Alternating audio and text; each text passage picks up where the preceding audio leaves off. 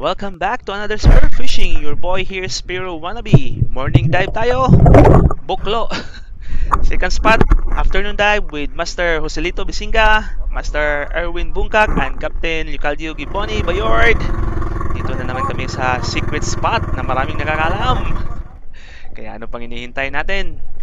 Into action na tayo.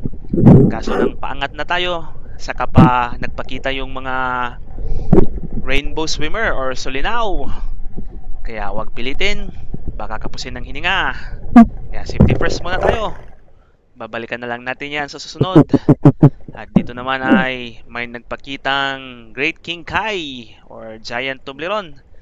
Wala na tayong nakitang ibang tirahin, so tirahin na natin to. Ayun, lintik, hindi tinamaan. Nakapag-step back agad. At sa drop na ito ay nagbabaka sakali lang akong muli na baka may mga mamaw pang dadaan o magpapakita sa akin kasi dito ko natira yung Brasit Trevally na hindi pala nakuna ng video kasi yung akala kong naka-record na siya ay hindi pala.